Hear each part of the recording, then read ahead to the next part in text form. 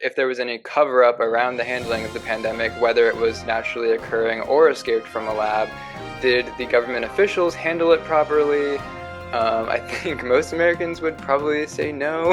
LeBron is choosing Philadelphia 76ers. You're taking this risk to continue to do so and push yourself to do more. I'm wondering, if that's a lesson that we could take away too. There's so many things that are touched on with education and mental health and mandates and government overreach and censorship, and COVID was a great point of entry into initiating those conversations. Hello, everyone. Welcome back to another episode of Washed Up. I'm Abby. This is Colin. It is episode 57. Today is July 30th, and we are commenting on the weekly news that you don't have to listen to the legacy media that your grandparents do. Today is also an exciting day because we're debuting kind of a new format for our show. Essentially, we're going to be doing two different segments, one about the hard news of the week and one about this kind of softer pop culture news of the week. And presumably or ostensibly next week we'll switch, and this week I'm doing hard, but next week I'll do soft news, and vice versa, with Abby taking hard news next week, soft news this week. And we think this will be an interesting way of kind of tapping into the things that interest us the most. We both love covering, the hard-hitting, fact-driven news stories of the day, especially living in DC with very much the politics of everything. We love analyzing all of that, but we also like talking about culture stories that are relevant and that we find interesting. Sometimes it's hard to find a good angle into those stories, but if we have a designated segment for it, then I think we'll have a fun time with that.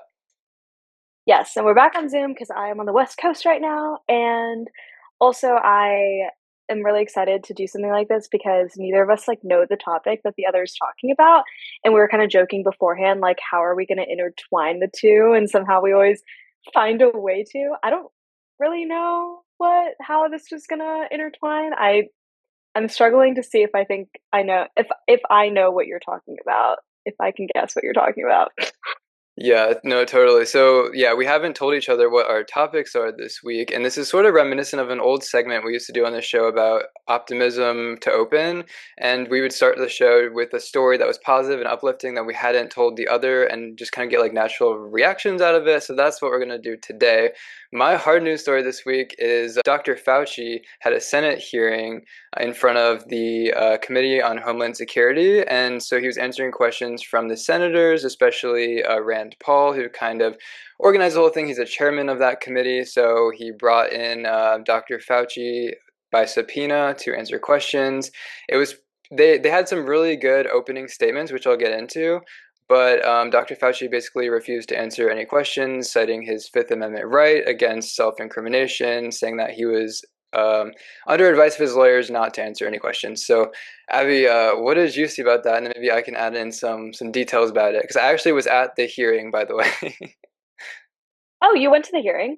Yeah, it was right before work hours, and so I was able to go from 8:30 to 9, which was basically just the opening statements, and I was out of there on my way once it was clear that Fauci wasn't going to be answering any questions. Okay, well, I think that on tune with washed up's accountability um rhetoric I think that we always have is, I think it's highly suspicious that you are to plead the fifth. There's this argument right now going around oh yeah, this isn't an admission of guilt, but I don't know, silence seems to answer a lot more than people seem to think. What I know about what happened, I know that Senator Paul wanted to talk about this to get answers for people, the American public, in terms of researching funding, pandemic questions. So that refusal to answer any of it seems like an admission of guilt in itself. Yeah, definitely. So there's a lot there, but I basically just published a Substack 10 minutes ago called Fauci's Legacy Will Be Destroying Institutional Trust. and I talk about exactly what you're talking about. He was there to answer questions about the origins of COVID. So, is there any chance that the virus was engineered or escaped from the Wuhan Virology Institute in Wuhan, China, as some people have speculated basically since 2020 with the when the virus emerged? Then, as you mentioned, the question of funding was the NIH and the American government funding other organizations to do gain of function research, which is basically engineering of viruses to make them more transmissible in humans, especially, presumably so that you can assess and research them further and like see how they work.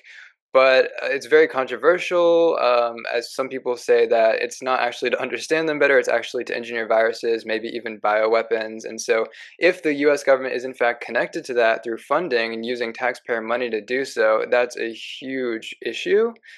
And then, third, if there was any cover up around the handling of the pandemic, whether it was naturally occurring or escaped from a lab, did the government officials handle it properly? I think most Americans would probably say no, but for various I different mean, reasons. duh. Yeah. Um, I was gonna say, like, I think that it's a very, like, ideological thing, which I don't think it always had to be. It's been turned into, like, I think a lot of Democrats are arguing, like, yeah, there's no need for this. Like, this is like, a witch hunt. you're just doing, yeah, exactly, like a witch hunt. But I do think there's something to be said about the fact that why wouldn't you want to answer questions then? Right. And as we said, he didn't answer any questions, but these questions still loom large on a lot of people's mind because of the harm brought about by the pandemic. And we have to be very careful that we're not scapegoating anyone, especially, well, our government officials. Like, we need solid evidence if we're going to bring forward accusations of wrongdoing.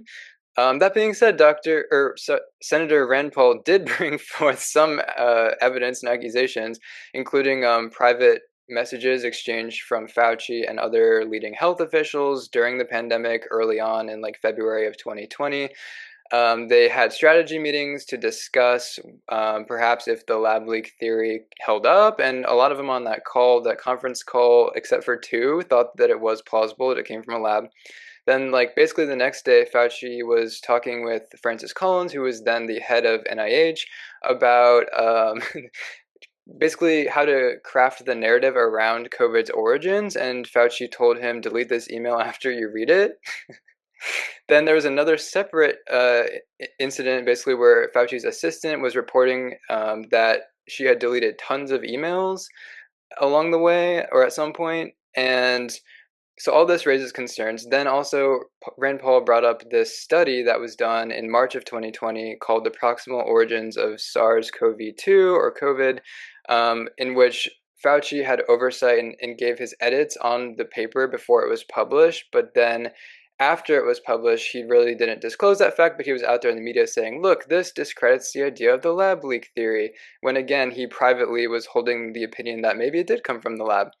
And there's a huge conflict of interest, as Rand Paul pointed out, that if he's waving it around saying this basically eliminates the idea of a lab leak, he could have been doing that as like a cover his butt move early on if he was in fact connected or the government was funded through or was funding gain of function research. Yeah, what do you think their strategy going into this hearing is? Like, I guess besides like the plea the fifth thing, like how do you think his lawyers are advising him right now? Well, certainly Fauci's lawyers did what lawyers do, and if he has the right not to testify, then he's allowed to exercise that. There is some debate about that, though, especially from Hmm. Senator Josh Hawley of Missouri, who was saying that actually Fauci doesn't have a Fifth Amendment right in this case to against self-incrimination because he was already pardoned by President Biden in January of 2025, and therefore he can't incriminate himself for the stuff that already happened because he can't be prosecuted for it. So that he actually cited a Supreme Court case called Brown v. Walker from 1896, where he's saying that Fauci has no ability to incriminate himself, therefore he must answer questions. It looks like they might even push it further and hold Fauci in contempt of Congress for not having answered those questions. Yeah, I want to say that what you said about like scapegoating, like I definitely don't think, I think because it's extra politicized on the ideological sides, that like that's a really easy thing to do, but like there is a reason why people are looking into it. I think there's some arguments about like how much time has passed, and I think there's a lot of different things that need to be solved for that time, like that we always call like the wild wild west. Like what an like interesting time to like go into school and like have a lot of your formative years being done, but the hearing itself like doesn't settle a lot of the debates about COVID. Like there's a lot of things that need to be discussed, such as like the school closures and mask guides and Vaccines and overall mandates. communication mistakes like Yep. within the government. Like why wasn't our government like more united at the time? Why weren't like what you were saying earlier, like people were not handling this well at all. And I think you kind of raised the point, like, what is the point of this testimony? And I think that's exactly it. Like, there will be, and even Rand Paul said this, there will be other pandemics in the future. And if we're not going to take a look back approach and try to understand where things went wrong, not even for the sake of holding people to the fire necessarily. I mean, again, Fauci really can't be held to the fire because he's been pardoned already, but to get straightforward answers that might actually prevent a future pandemic. And especially if this pandemic was in some way man made, then that's extremely relevant. We need to know, is that still ongoing? And if it is, how can we shut it down immediately? Just my thoughts on that personally. But so yeah, it was unfortunately kind of a pointless hearing because he wouldn't answer questions. But I feel like it at least brought the issue back to the forefront in a way that's important because, as you said, there's so many things that it touched on with education and mental health and mandates and government overreach and censorship and all of that is still big debates that are happening right now, and COVID was a great point of entry into initiating those conversations and maybe coming up with solutions that will serve us better going forward. Yeah, and also just like the public trust aspect of things. Like I think obviously like public trust in especially in health institutions is something that has been raised over the past 6 years since COVID happened. I think people have been very extreme on both sides of this thing. Like, oh yeah, like now I'm not ever going to get any vaccines because of this, which is also very harmful, I think, to completely give up on an institution because they didn't like how the government handled something or how fast this rollout was happening when it was happening. Right, and I think so. My Substack piece really touches on that. So, how did COVID corrode our trust in institutions? And that goes for, as you said, the public health officials, but then also government writ large. And people are just way more skeptical now than I think they've ever been. In some ways, that's great. Honestly, it allows us to do what we're doing right now, which is essentially delivering the news in the way that the media would, but because the trust in the media was so corroded under COVID and exposed a lot of problems with sort of the legacy model, it opened up this avenue for people like us who are media trained and media savvy and trained as journalists, but don't want to necessarily attach ourselves right at this moment to a legacy outlet because we see where the tides are going. It allows us to do stuff like this because the public is so disillusioned, and we're also very disillusioned as individuals, and we talk about that all the time about how our line of work, really, you have to be very skeptical. How do we be skeptical in a way where we're not falling into cynicism? And all of that applies to the American public as well.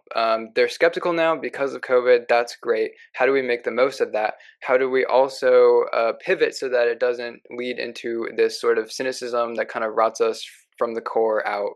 Um, that's really important, and I think that's what this hearing in a lot of ways was representing to people, because it's sort of an airing out, but then also to the other side it kind of reinforces that cynicism where it's like, oh well, he didn't answer questions, he didn't tell the truth, what a surprise.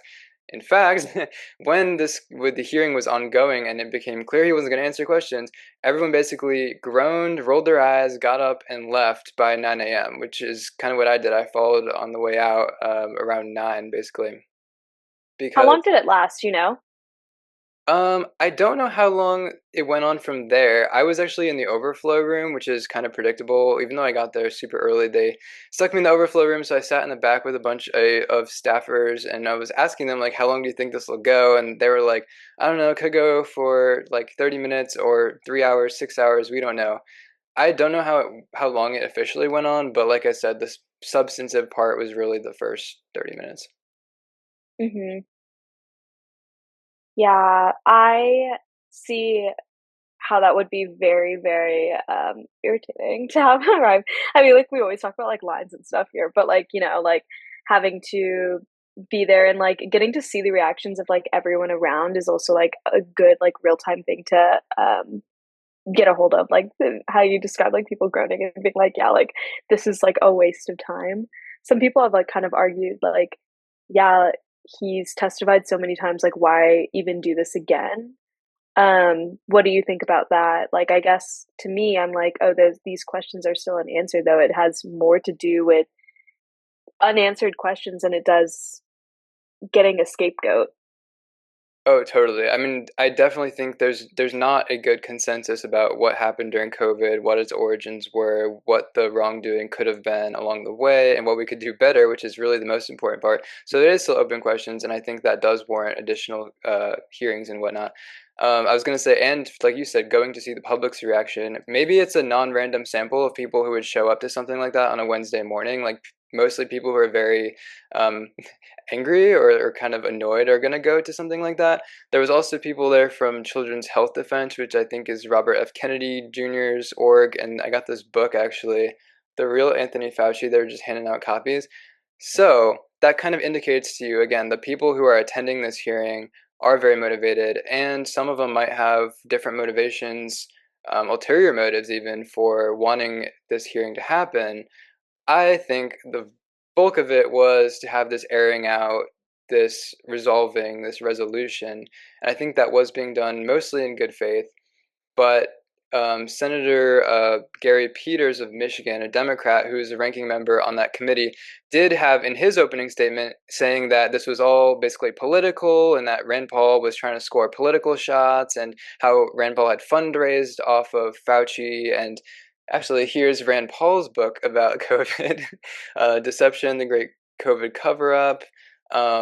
And he basically goes in depth about how he thinks that Fauci was behind gain of function research, et cetera, et cetera. So Peters was saying, well, Paul stands to profit politically off of this, so that's why he's making such a spectacle out of it. And Peters was saying, there's no reason to look back, only go forward. Um, Peters also pointed out, I thought this was a good point, that the Trump administration had done a lot to shut down funding of NIH and fired a ton of people, made the grant making process really complicated unnecessarily. And so the things that the Trump administration is doing now are probably more problematic than what happened 6 years ago. That was Peters' point. And I can see that, but I still think that COVID was a travesty that must be brought back up. Yeah, I can see that point as well. I mean, like COVID in general, I feel like everything that went down, definitely Biden's win would have like I think that was definitely a huge play and like why there was such a far shift there, like the mishandling of a lot of different things. And I wonder in an alternate timeline, like how things would have gone with COVID. Um, and then also the way that the Biden admin handled it as well has soured a lot of people. Well, so it was Biden was mostly responsible for the vaccine rollout and sort of the public Right. relations around that, but it was really developed the vaccine, the mRNA stuff under President Trump with Operation Warp Speed. And so if you really want to like point fingers at someone, it's let's say that there's adverse consequences for the vaccine, which I was just listening to a podcast this morning with the Dr. Bowden, who was on with Tucker Carlson, talking about some of the findings that have come out about the health consequences of mRNA vaccines. If you want to point fingers for that, it's probably Donald Trump's administration, but Trump is still really happy with Warp Speed. He's very proud of it, all the time talks about it, even though I think a lot of his base is like, what the hell are you talking about? That was uh, something he imposed on us, and then told us that we're going to kill our grandparents if we didn't get it, and basically use like psychological manipulation to um, test to put an experimental drug out there early on a rushed timeline and mandate it for everyone at the expense of their jobs and their livelihoods. I think that's really ironic too, because I think the people who are most known for like anti-vax are like people who probably voted for Trump as well. Like that just goes to show like how ideological and political like everything has become, especially something like COVID and the vaccines and people's decisions on how they went about that as well. Totally. And I think what you're getting at is like it's not even a partisan thing, it's a government overreach thing. And both parties are trying to, or have historically in the last 6 years, tried to weaponize the government for their own political agendas and aims at the expense of, again, our rights. And so that's really what I'm so like, what I get so stirred up about. And to me, it's like Trump and Biden are two sides of the same coin. Both of them are cramming down policies on people in a very, I think, misguided way, and then not owning up for the consequences when those policies go awry. So I guess that's what we're here to do. As journalists, we try to call out the consequences, the adverse issues, the downstream effects of like public policy, for instance. Again, all in the interest of let's make sure that never happens again. Or in the interest of how, if this happens again, when this happens again, how are we going to do things differently now that we're better equipped with the knowledge of what's happened in the past? Hmm. Yeah, absolutely. And so I still think we'll get there as a country. I think what happened demands so much investigation and so much conversation, even though I think a lot of people have tried to kind of memory hole COVID as an issue. Whether that be like pharma companies or political parties or politicians or public health officials, some of them don't want that conversation to continue, but I think it just affected everyone in such a personal, deep, and almost like scarring way that I think, like, if nothing else, the PTSD of it will come back in years and decades to come with a vengeance. But I think we can do work up front right now to start processing, and and I think again that's what we're here to do. So we'll continue to do that. Yeah, it's scary what people can attest to people's legacies as well. So I think that's all I got for now. I mean, I'm sure I could go on forever about like they're still pushing it for children. It might not be mandated in the same way as it was, but it's still sort of on the vaccine schedule as sort of like a routine shot that children should get, even though there's really no evidence that COVID ever really had a big impact on younger age populations, which is a whole other thing. Whole other thing. I think it's everything. I would love to see future studies about like the way that kids have been socialized. Like, I think the quarantine was definitely something that should have happened. And these children that had to like learn their formative years like locked up, like I think there's still a lot of things that are coming out about the way that they're going to continue to grow and like make friends and learn how to be humans. And I think what it did for Gen Z, we were already kind of socialized because we were on the tail end of high school. For both of us, it was our senior year of Yeah. high school when COVID hit. And so we were kind of already like had friends, knew how to make connections to some degree, and did it during college. I think in some cases we did it even more during college because we were so annoyed about not being able to do it over that summer. And so it affected Gen Z, I think, mostly with our nihilism and the idea that things can be taken away from us very last minute because a bunch Oh of, my gosh, to, totally. not to be like rude or crass, but like a bunch of very old politicians in DC saw that this virus disproportionately affected their age group, and they said, let's cram down a mandate on and restrict everyone, including the young people, consequences be damned. And that stoked a lot of animosity, I think, between the different age groups, and it made Gen Z in particular feel like we live on the whim of some other generation. We have no power here, and that caused a lot of consternation.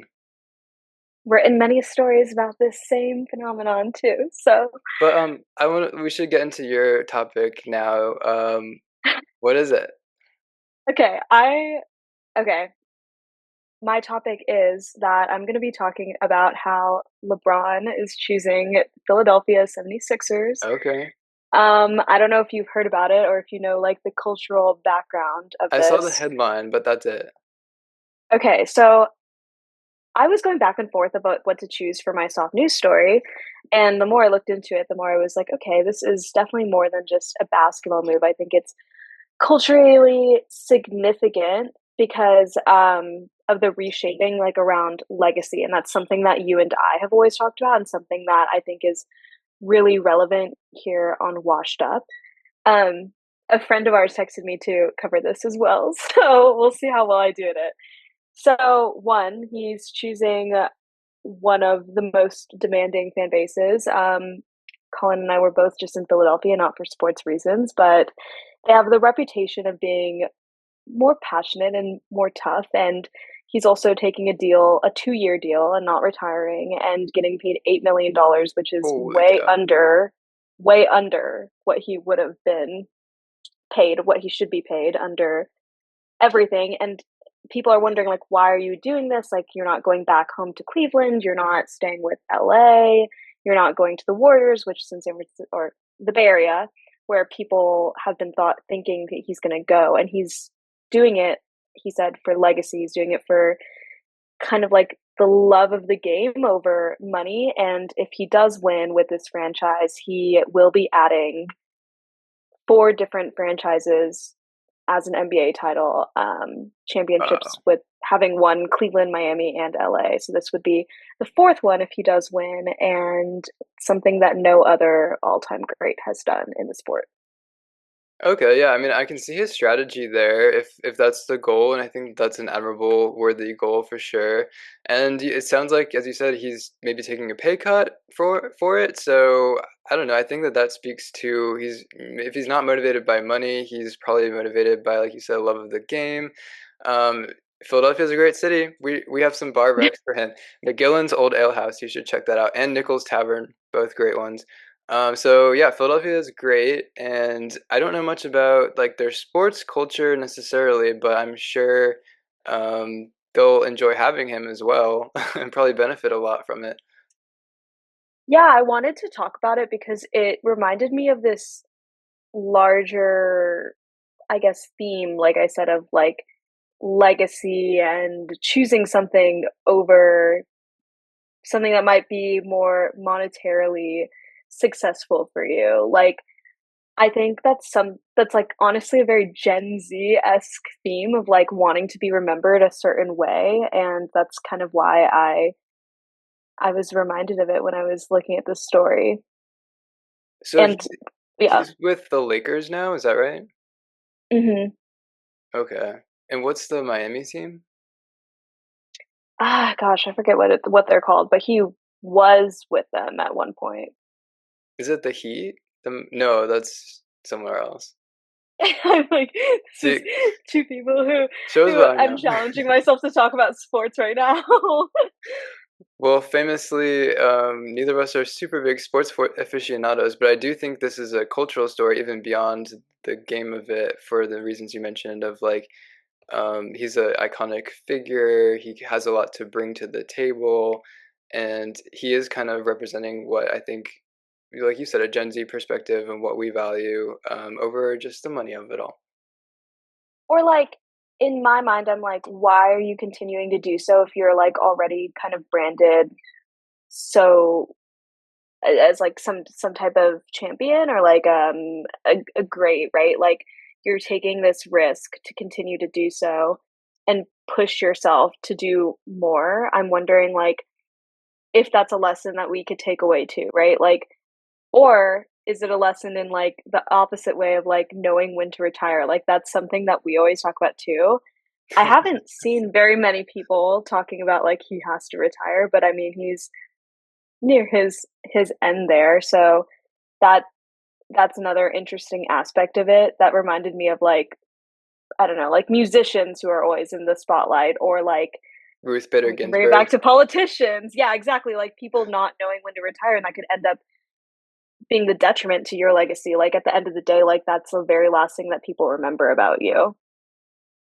Very good point. Joe Biden as well.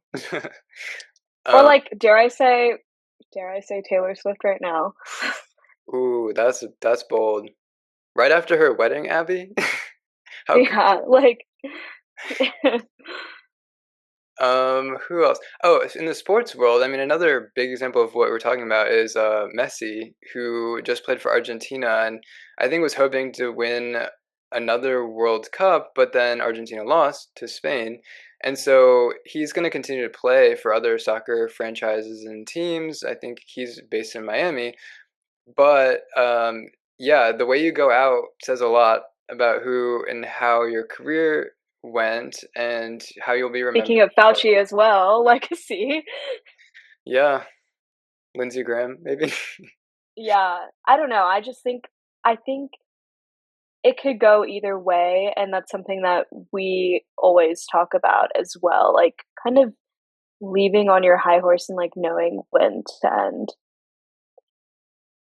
Interesting point. Yeah, we'll have to consider that for ourselves because we got a long ways to go, but always good to keep those things in mind earlier on in life than later because I think once you if you put it off or you don't want to think about things like when it's time to um, call it a day, then I think that's when you run into trouble. It's reminding me, there's also an essay by Montaigne, the French writer, who basically was saying you can't really judge a person until after they die. And this is different than retiring, obviously. But basically, he's saying, like, yeah, the way that you go out says a lot about who you are. And so people who go out with kind of the utmost dignity says a lot about the way that they conduct themselves more generally, who they are as a person.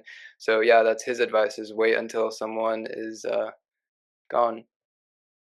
Yeah, exactly. All right, speaking of Okay. endings, is that ours? Yeah.